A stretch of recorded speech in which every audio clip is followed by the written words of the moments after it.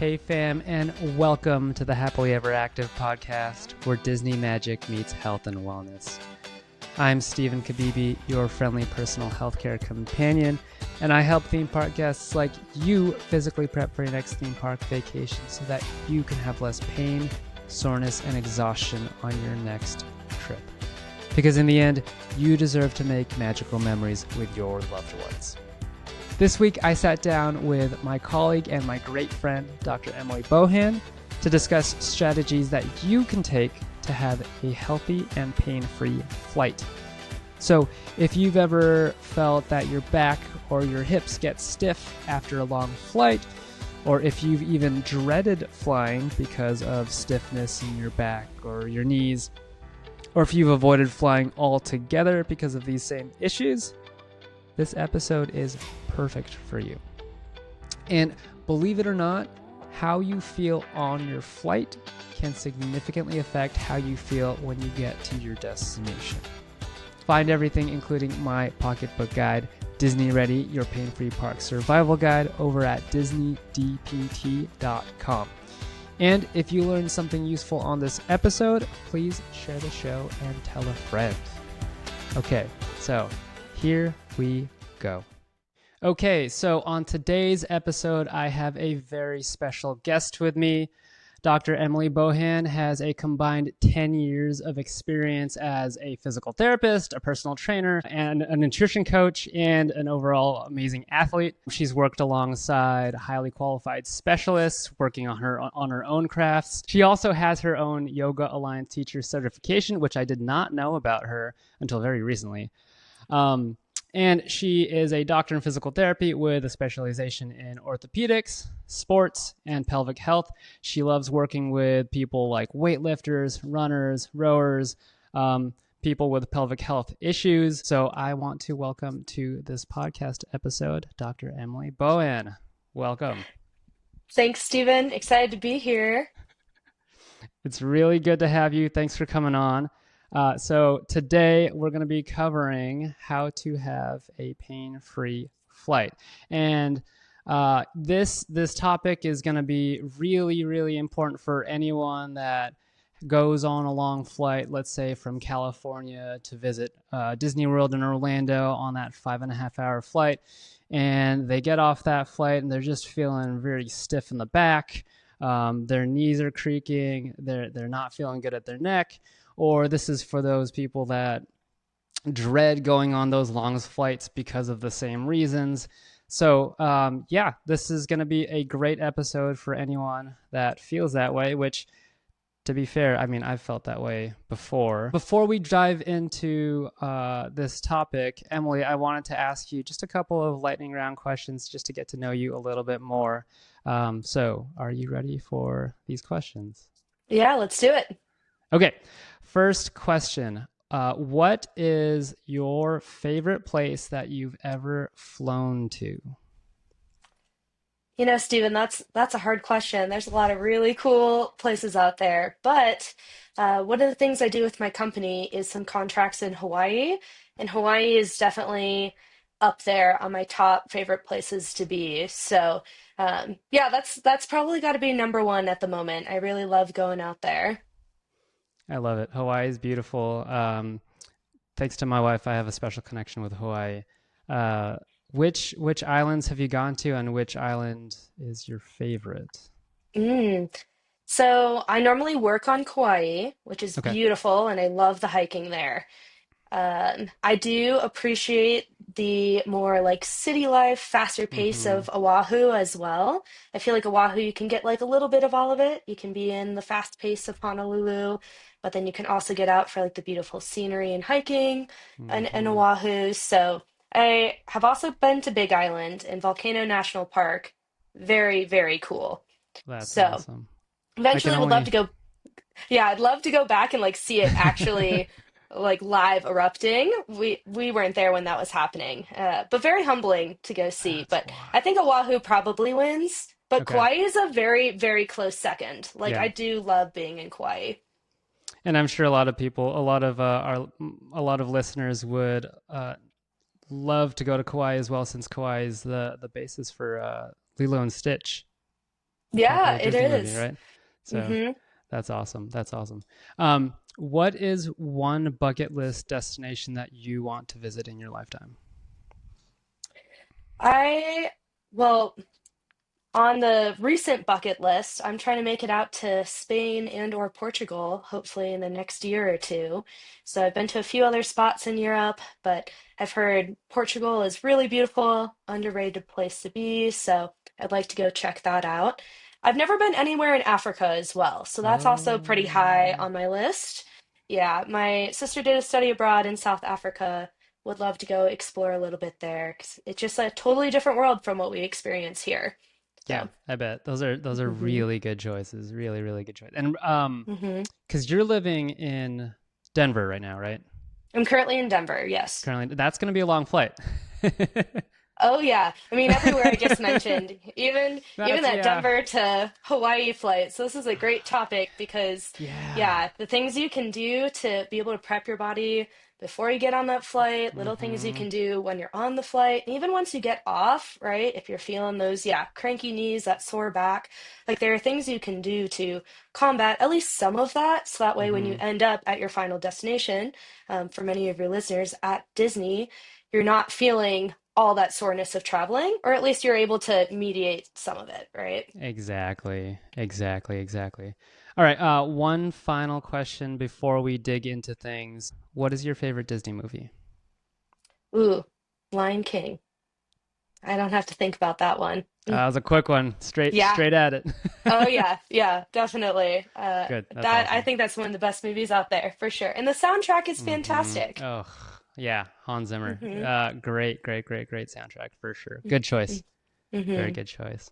Awesome. Okay, so I've got a list of questions would that I thought we could go through. Why don't we just start with one of them and kind of see where this conversation takes us? So here we go. Most listeners already struggle with soreness just from walking around Disney because of how many steps they take and how how they're not quite ready for all of that walking all day in the weather. How does flying long distances affect this? Yeah, so flying long distances before you even get there, if you're not taking steps to prepare your body for that trip to Disney, you're already setting yourself up to be more sore than you would otherwise be. So, for Mm-hmm. example, a lot of people, they don't drink enough water when they're on the plane, or the whole day of traveling, right? A lot of Mm-hmm. us don't eat like the healthiest foods when we're traveling, lots of snacks. And that's going to increase the sodium in the body. It's going to increase water retention. It's going to cause fluid to accumulate in your legs. So that can add to some of like the soreness and discomfort of traveling that sometimes can linger into that next day, even once you get to the parks, right? Another thing too is sometimes we're not sleeping enough as well, just around those travel days. You got a really early flight, you got a really late flight, something like that.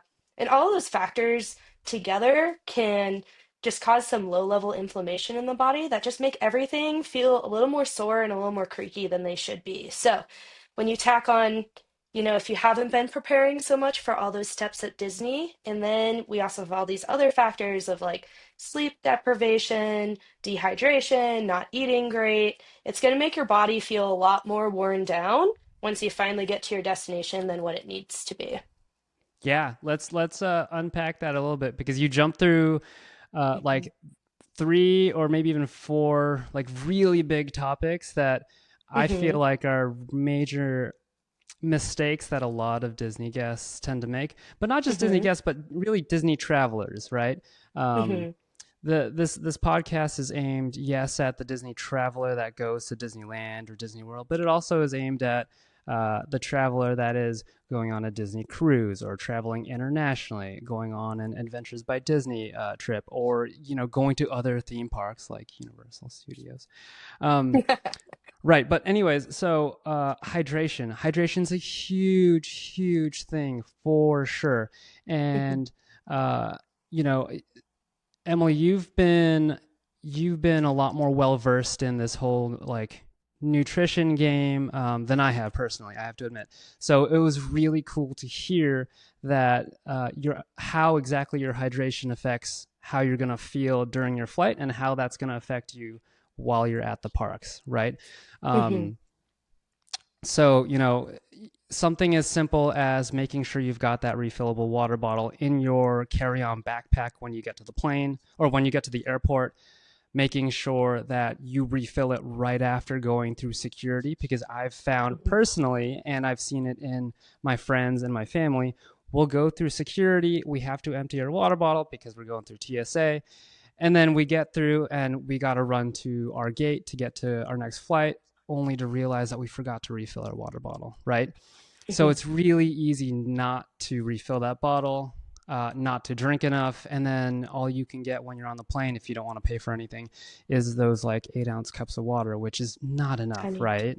Mm-mm. Not No, enough at it's all. not. Yeah. I think a lot of people think, oh, if I drink a lot of water, maybe my body retains more water, which isn't true. When we're dehydrated, our body does everything it can to hold on to more water. And Mm-hmm. so some of the discomfort that can come with fluid retention, it can be due to dehydration. And so that's why it's so important to make sure you're drinking enough water.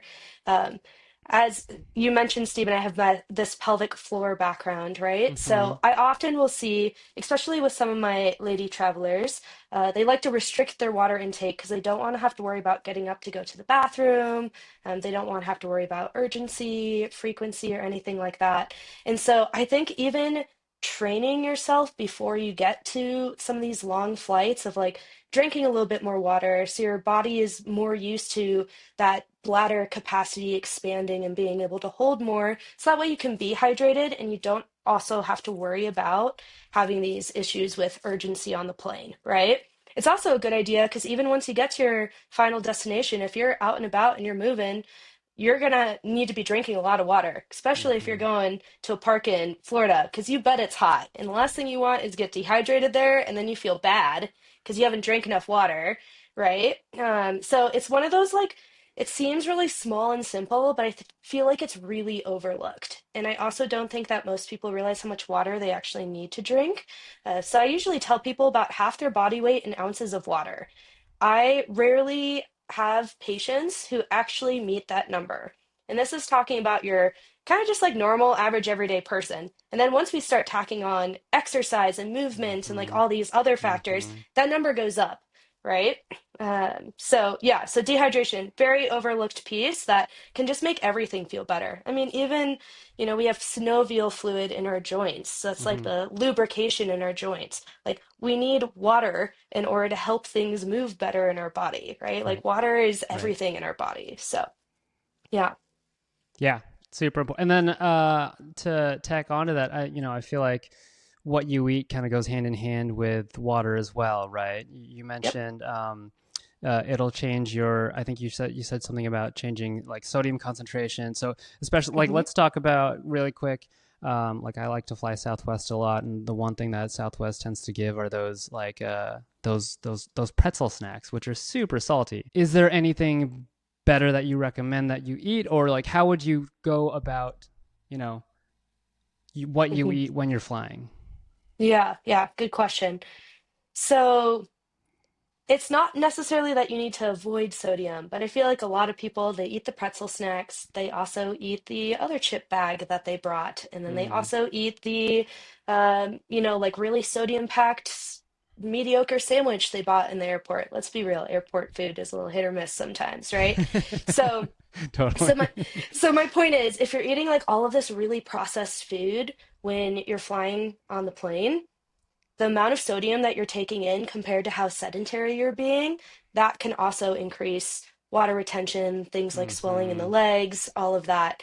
And so a lot of people I don't think realize you can pack a decent amount of food through TSA. They usually like Right. you to announce it. You can't obviously do anything liquidy, right?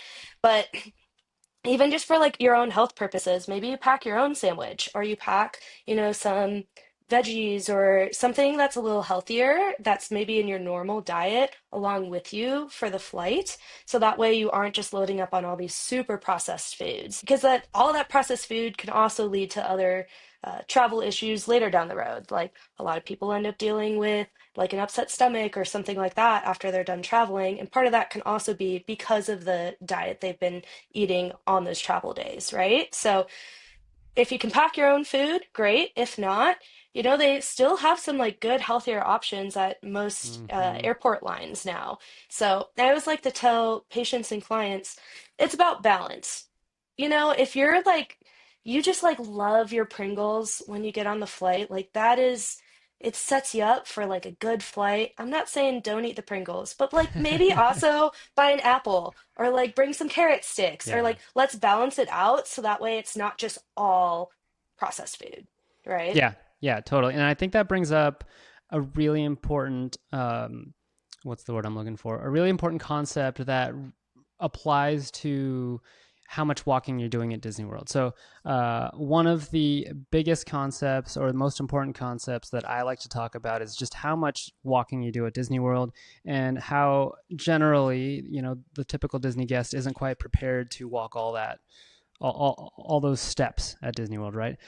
You Hmm. can kind of say the same thing for what you're going to be eating on your flight or when you're on vacation. Generally, what people tend to eat while they're on their flight and then while they're on their vacation is a lot different from what they're normally eating on a day-to-day basis. So it's almost like a Hmm. huge shock to the system, right?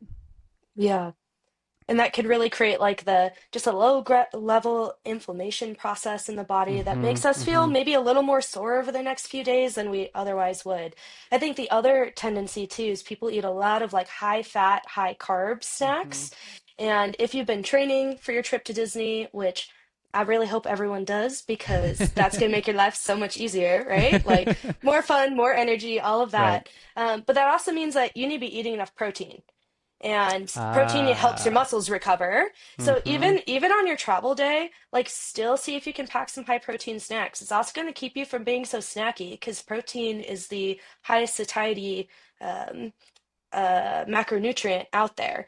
So things like uh, well, it's a little hard. Protein's a little bit harder, I would say, for traveling when it comes to not eating processed, but still, like getting a good quality, clean protein bar, or even like they have some really good like jerkies and beef sticks and stuff like that. Those I still think are a good option to make sure you're getting enough protein in. And that includes even once you've landed in your destination and you're walking around and doing all of those steps. Like give your body the fuel to recover. Yeah, totally. And yeah, like you were alluding to, really, it's like you want to make sure that you have these habits that you practice not just on your flight, but also when you're at your destination, right? And like you said, also, Hmm. it's not so much that you need to eat clean the entire time, like 100%. It's really more about moderation, and you can have those chips. Just make sure you're following it up, or you're kind of balancing it out with something a little more healthy, right? Exactly. Yeah. Love it. So I think that goes a lot further than what most people give it credit for. Yeah. Hmm. Yeah, totally. I love that. I love that. The last thing that you had mentioned earlier that I wanted to bring back up is sleep, right? And sleep in and of itself is it's such a black hole of a topic. Let's say you're traveling from maybe Denver or even California, right? Because that's 2 to 3 hours behind the time here in Orlando. Um, how might that time change affect how you sleep maybe on the flight, and how might that affect how you feel when you are here walking around at the Disney parks? Yeah. I mean, even little amounts of jet lag like that can really affect people. I mean, I think we all feel it with like spring forward, right? It's like, oh, how Totally. can how can losing an hour make such a big difference? Um, but that being said, like there's still certain things you can do. If Hmm. you're really like on top of it, you want to make the most of your Disney days, and yeah, you're flying over from the West Coast. What you could do for like the week beforehand is work on half an hour, even just 20 minutes going to bed a little bit earlier Hmm. every night. So that way, by the time you get to your destination, you don't have this big like 3 hour difference where, okay, now I'm finally here. I'm landed. I'm getting up for my first day at Disney. I want it to be really early because I want to make the best of my experience, but my body clock is 3 hours behind. And so now instead of getting up at 6 a.m., I feel like I'm getting up at 3 a.m. And that does not feel Hmm. good. And I probably didn't Mm-mm. go to sleep early enough the night before because of that 3 hour difference as well. So if you can, like that week before, like prep yourself a little bit with like trying to slowly graduate your bedtime back further and further. I also really like magnesium glycinate for a lot Hmm. of people. A lot of folks are deficient in magnesium anyways, especially active people. It's like over 70% are deficient in magnesium, and Oof. magnesium can really affect sleep quality. Yeah. So magnesium glycinate is one of the most absorbable forms of magnesium. And so that can be a really good one to take before you go to bed at night because it's going to help with muscle and all that anyways, but it's also going to help with sleep quality too. So that can be a nice little easy supplement that you can bring along on a trip. And this is something you can just pick up, at a CVS or like Yep. something pretty easy. Okay, wow, I'm pretty sure that's I cool. saw this at Costco the other day. I So did. yeah. That's hmm awesome. Although I That's will awesome. say there's different forms of magnesium. Okay, So magnesium citrate might send you run into the bathroom. So get magnesium glycinate. got it. And now, is Yeah. that the same type of magnesium that has been recommended by certain people to like combat nighttime cramps? Is that? Do you happen to know? So magnesium glycinate, I don't think that one as much is helpful for nighttime cramps, but if you have a magnesium deficiency and glycinate's helping fill at least some of that, it could take the edge off of some mild cramping, but I think there's other Hmm. forms of magnesium that if you're really specifically going for muscle cramping, I think you probably got some other, maybe some other better options there. But glycinate, I think umbrella-wise and the absorption of it covers a lot of bases. So, Okay, hmm gotcha. Cool. yep. Good to know. Definitely good to hmm know. One last thing I want to touch on before we maybe move on from this topic on sleep. Um, what about sleeping on the plane? Because most people fly economy. Everyone knows how economy tends to be pretty cramped. You can only lean back so far to get comfy. Sleeping upright without leaning onto the person next to you, even though you don't know them, can be a little awkward. You know what I mean?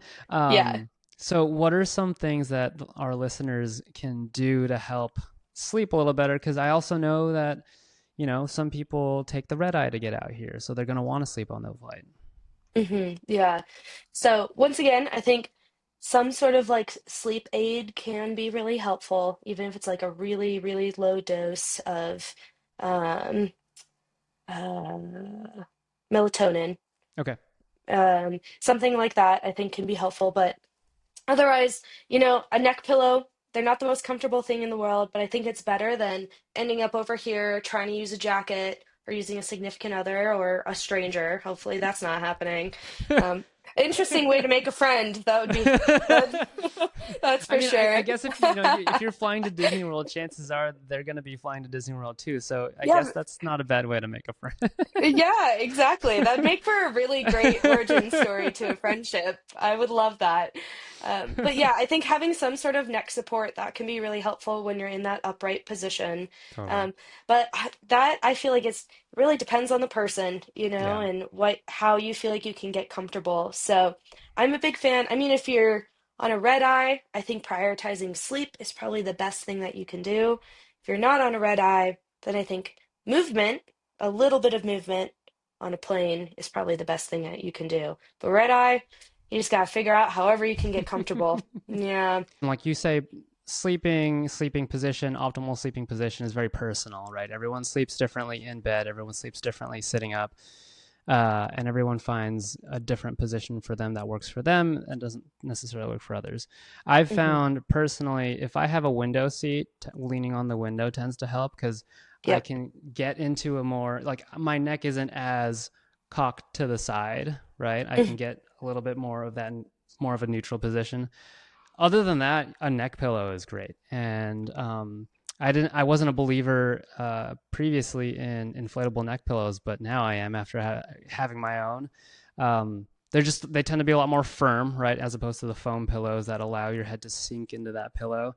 So I love how a neck pillow that you blow up tends to be more firm and allows your head to stay upright, which hmm I didn't think it would be that comfortable sleeping upright like this, but it worked. It worked. That's awesome. Yeah, I feel like the window seat is definitely, if you can get a window seat for a red eye, that definitely makes it a lot more comfortable. So, but yeah, I like the inflatable neck pillow. I'll have to try that. Yeah, and you know what? I have the link to that inflatable neck pillow. It was recommended me, believe it or not, it was recommended to me by a former patient of mine. But I'll make sure to put that link in the show notes so that everyone has a chance to take a look. Awesome. Yeah, I always have to take a overnight flight when I come back from my Hawaii contracts, and it it can be a struggle to sleep on planes for sure. Yeah, yeah, for sure. And what do you think about? I don't remember what the term is called, but loading up, so to speak, loading up on sleep before going on a flight where you change time zones. Mm, that's a really good question.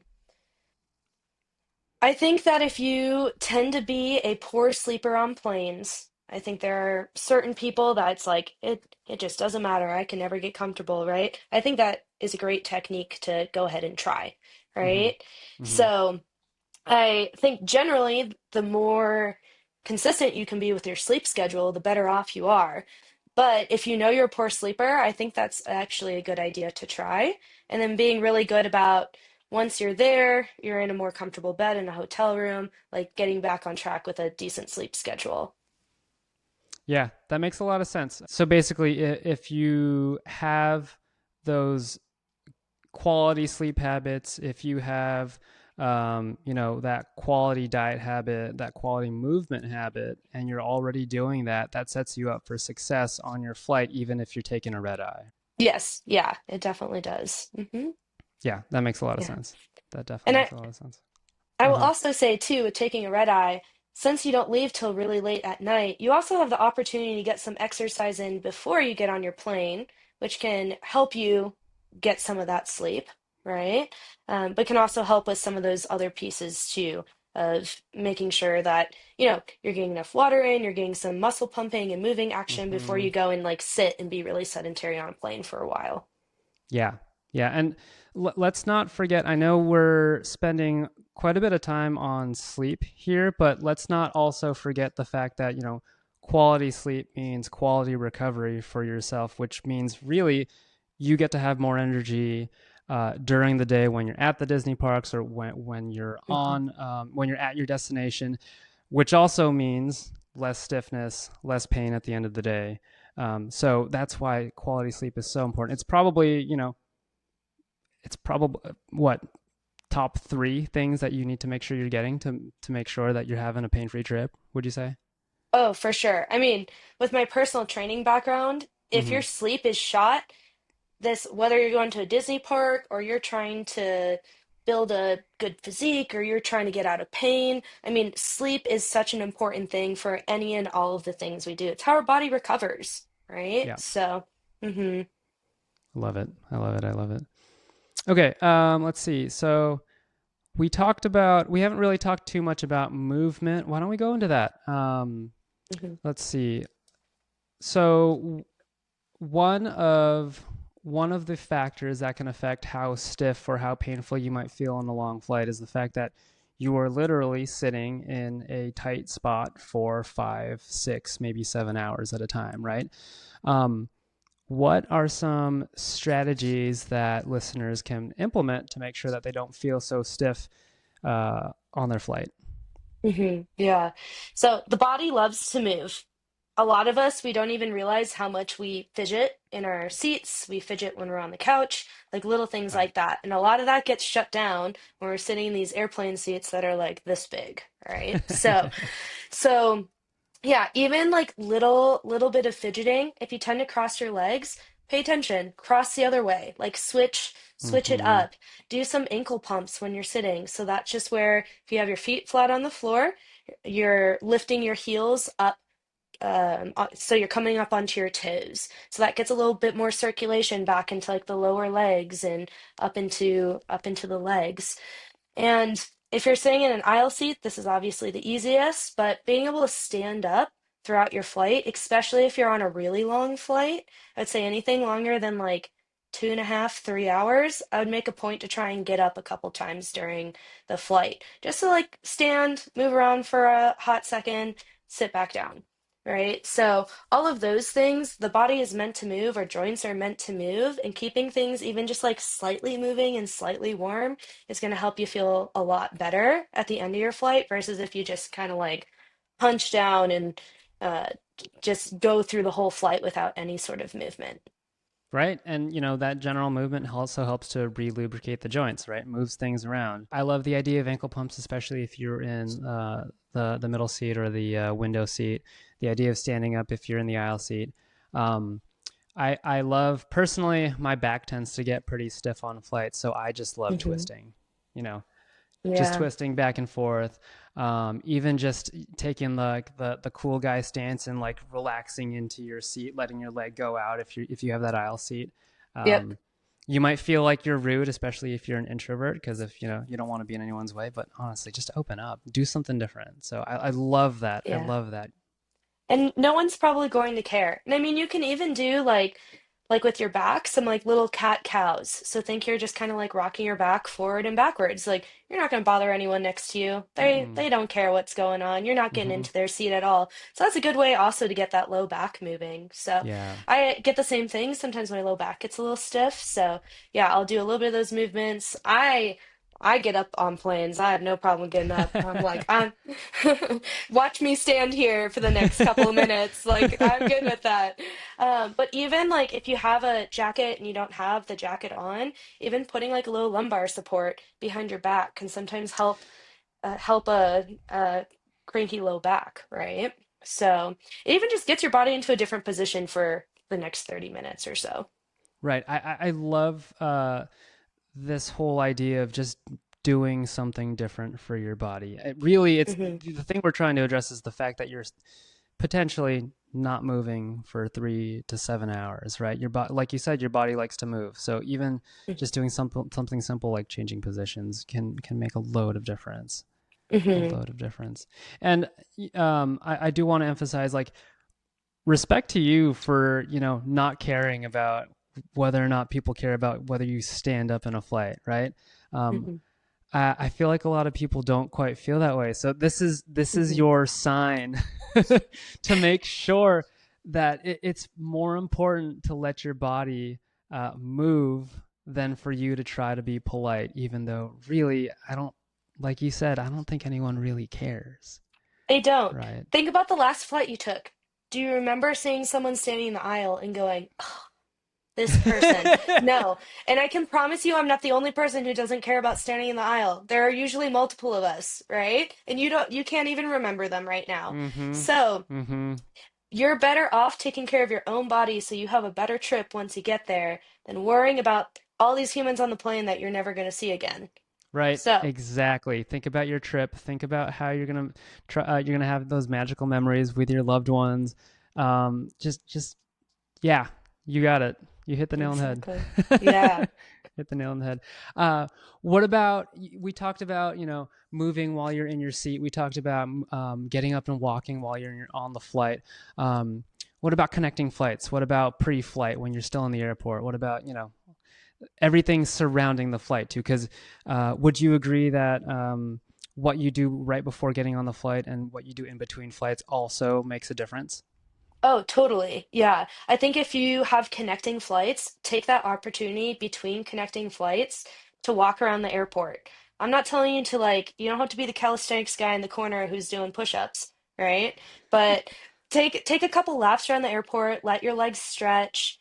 Yeah, do a few little twists, whatever you're comfortable doing, just do some degree of movement. Don't get off your flight and then go sit and wait for your next flight, right? Like, depends on how long your layover is too. Mm-hmm. But I think Mm-hmm. take advantage of those moments to get your body like feeling and moving a little bit better before you go and you sit on another flight. So, I mean, for me, if I get to the airport a little earlier than I expect, I still even will take like a walk up and down, just because, yeah, I'm gonna be sitting for the next however 3 to 8 hours, depending on where I'm going. So get a little bit of that movement in beforehand, and it will prolong how far into the flight you get before you start feeling some of that stiffness. Yeah, that makes a lot of sense. It prolongs the positive effects. So, Hmm. um, I I personally, like, I used to be the guy that would show up, an hour before my flight because I have TSA pre-check. So I was like, it's cool. I'll just take my time, get into the airport. It's no big deal.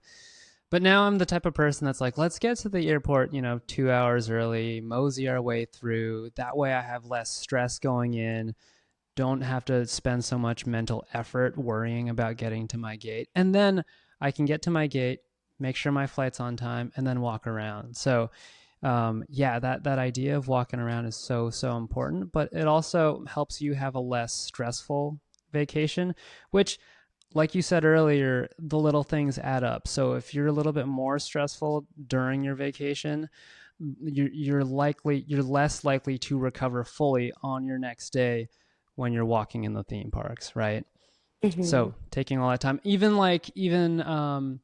intentionally scheduling flights to where you have a longer layover so that you can take those extra steps to make sure you're not stiff. Um, those are some strategies that I've developed over the years. Yeah, I found that makes a really big difference for me. If I can move before I get on the plane, that really prolongs how long before I start getting some back and some hip stiffness for sure.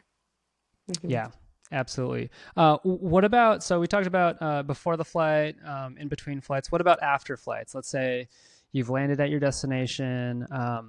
What are some things that you like to do, whether or not it's at the airport or on the way to your hotel or when you're in the hotel? What do you Hmm. like to do? Yeah.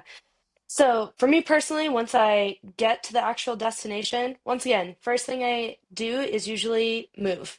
I get out for a 20-minute walk around the neighborhood, or I mean, I've even like jumped on the treadmill just for 15 minutes. It doesn't have to be long, but Hmm. like let's just do something to break up the sedentariness of the body.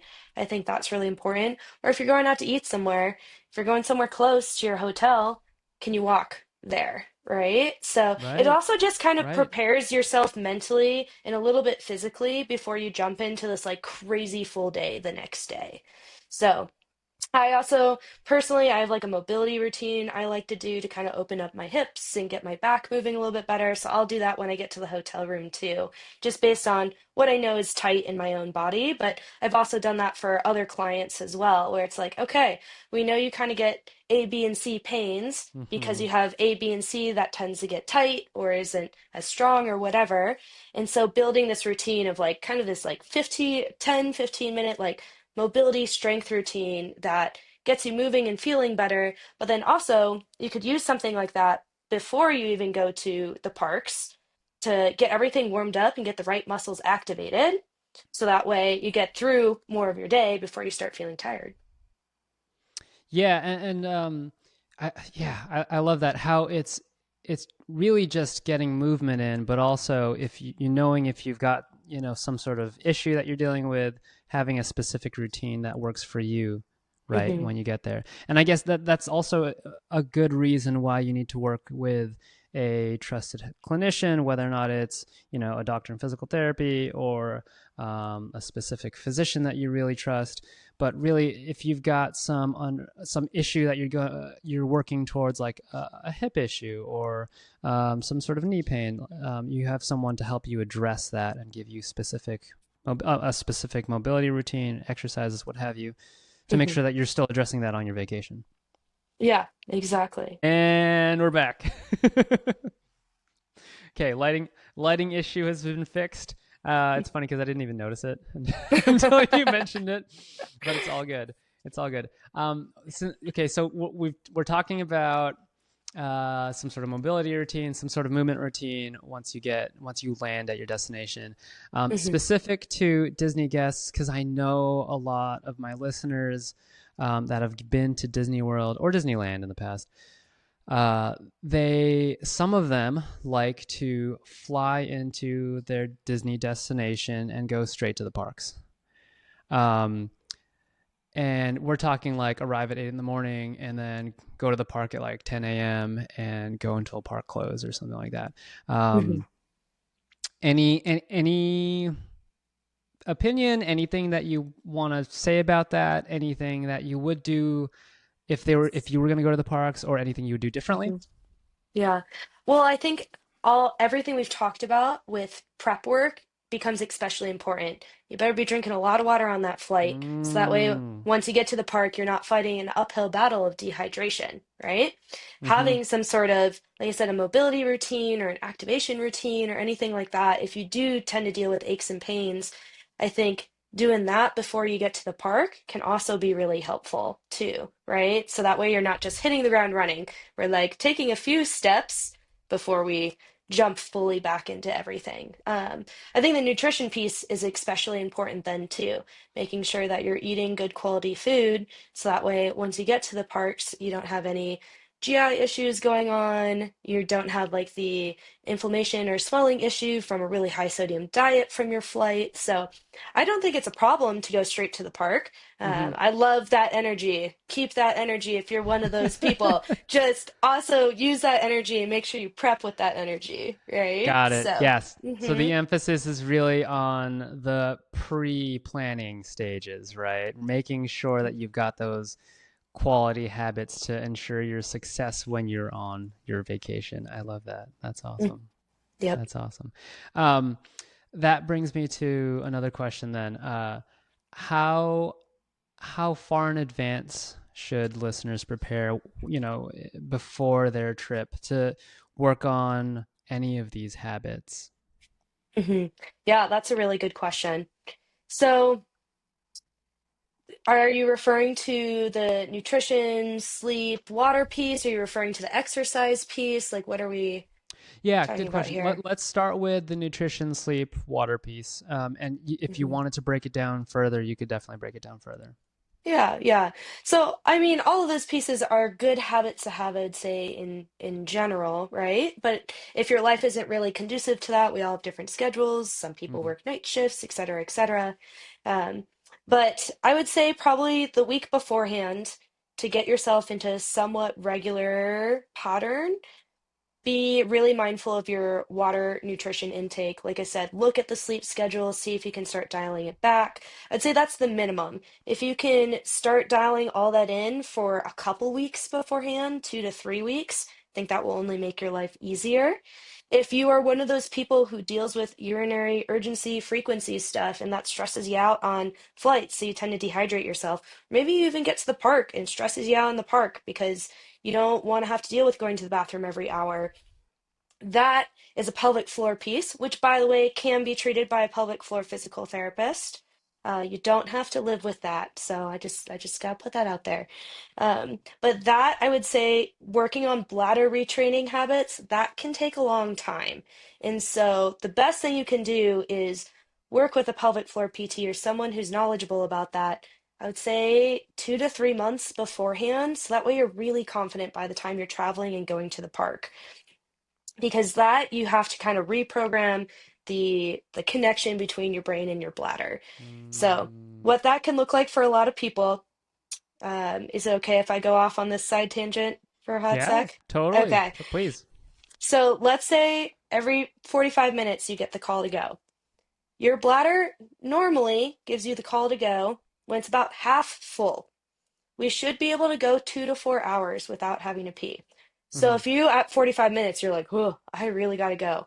Unless you chugged like a gallon of water, I can promise you your bladder is not full yet. And if you ignore that urge long enough, it will eventually go away and diminish. So if you work on that before you get to your traveling, before you get to your destination of, okay, I feel this really strong urge to go, let me wait a couple minutes, let me do some deep breathing, that can help calm that urge down. You'll eventually retrain your bladder to be able to go longer periods without having to worry about, yeah, getting this urgency frequency issue. A really interesting connection for a lot of folks that works really well for clients is one of our nerve roots, our S2 nerve root. It innervates both our bladder and our calf muscles. And so for a lot of my folks who get urgency issues, let's even just say you're on the flight and you're like, I really gotta go to the bathroom, but there's turbulence and I can't get up right now. Doing some seated calf raises, so once again, toes are on the ground, heels are coming up, that can actually diminish some of the intensity Ah. of that urge to go. So that's a way that you can also kind of moderate some of that. So might also be helpful when you're at the park. Do some calf raises, you know? The bathroom line is 30 women deep. I'm sure that happens. Like do some calf raises in line. You'd be amazed at how many clients I have that are like, it seems like kind of a weird, strange connection, but it works so well. Yeah, that's really good. That's really good. And you know what? I really appreciate that you went on that tangent too, because I feel like there are a lot of Disney guests out there that are dealing with this because this issue is not often talked about, Mhm.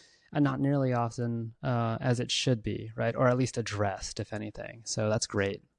That's Yeah, great. there's a lot of pelvic floor dysfunction out there, so I'm always happy to talk about it because it is fixable.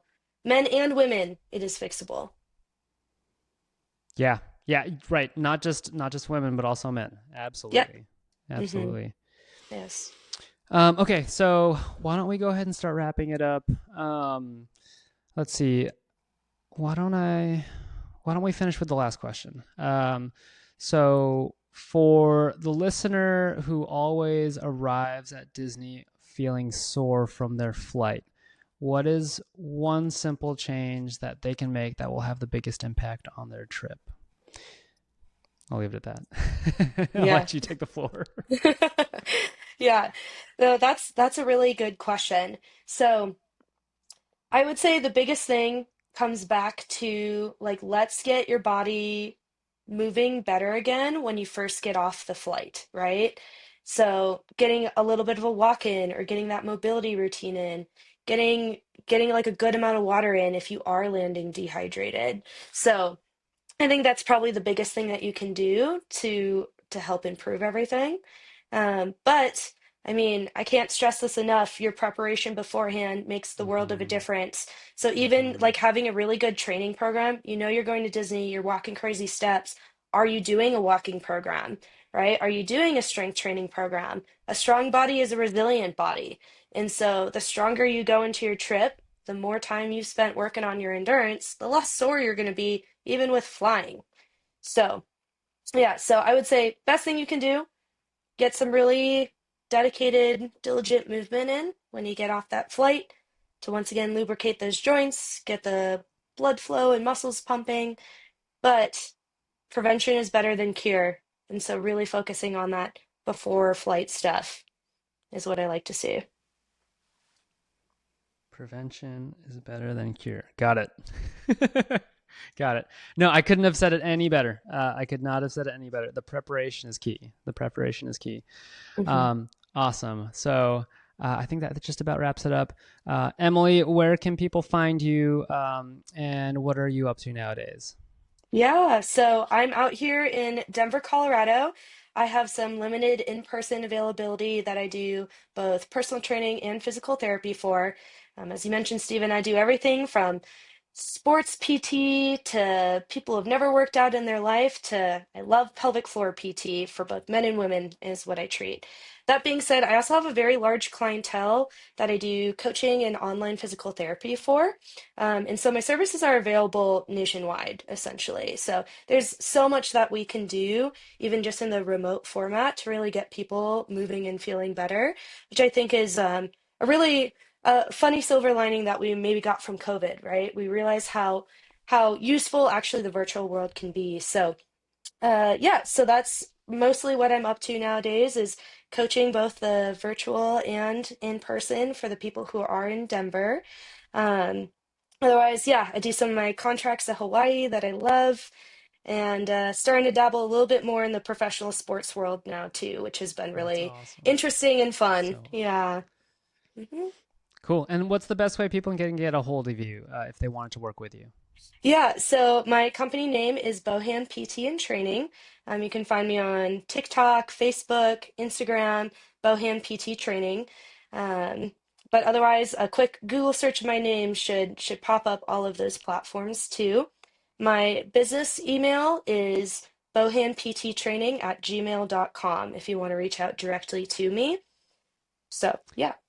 Perfect. And I'll make sure to put all that contact information in the show notes so that you all have it. Dr. Emily Bohan, thank you so much for joining me. That was a lot of fun, and I learned.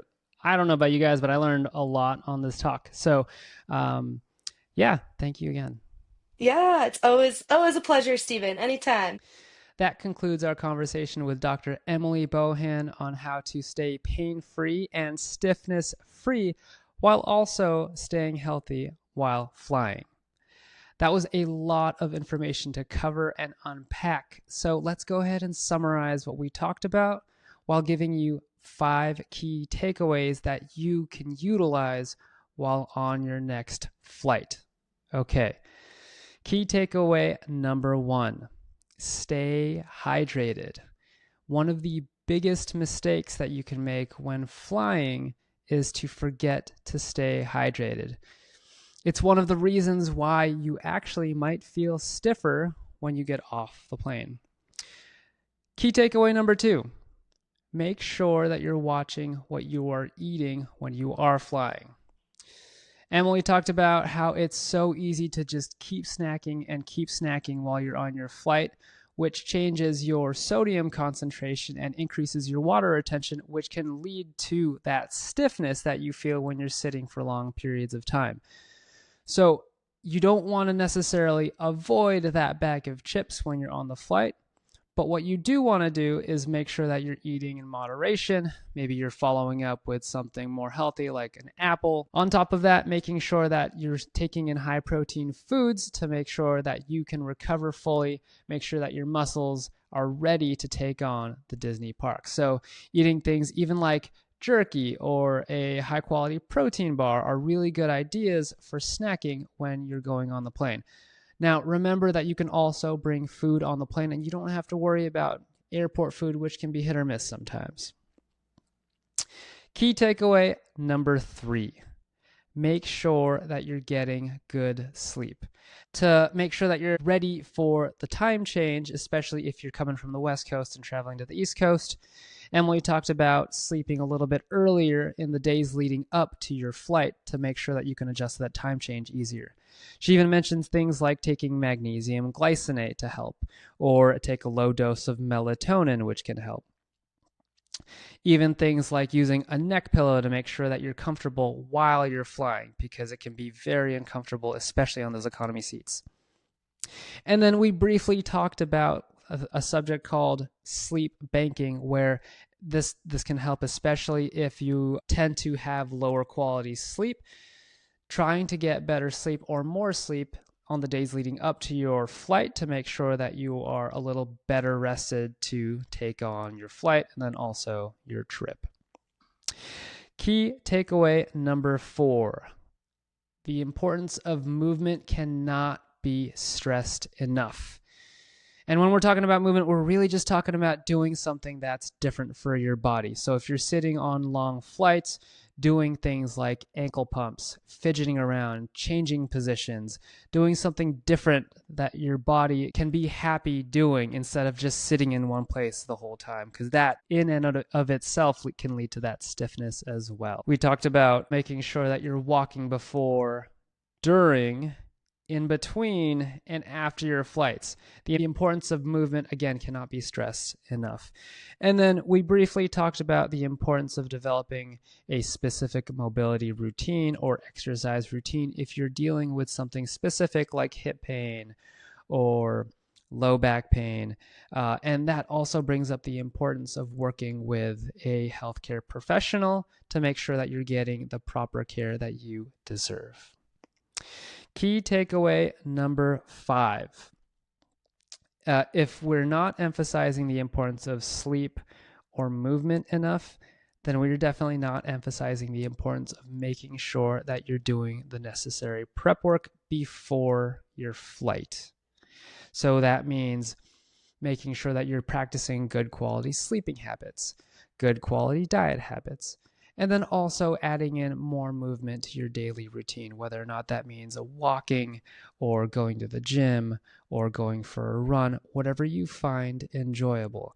Because Emily mentioned it best, a prevention is far better than the cure.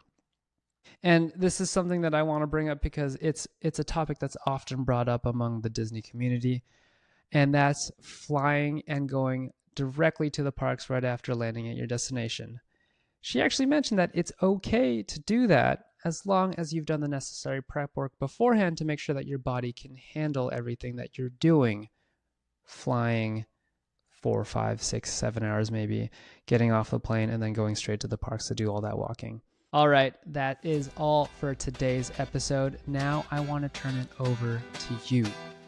What do you like to do to stay healthy when you're flying? Leave a comment on your favorite podcast app and let me know. If you love what you hear and want to learn more, I highly encourage you to head over to DisneyDPT.com where you can find your free guide, 10 mistakes Disney guests make that result in a painful trip and how to avoid them. And if you enjoy this episode, please make sure to share it with anyone that might benefit from it. And of course, please leave a rating or review in your favorite podcast app if you enjoyed the show. This helps me tremendously as I move forward with new episodes to come. I hope you'll tune in to learn more about how to have a pain-free, soreness-free, exhaustion-free vacation so that you can make magical memories with your loved ones.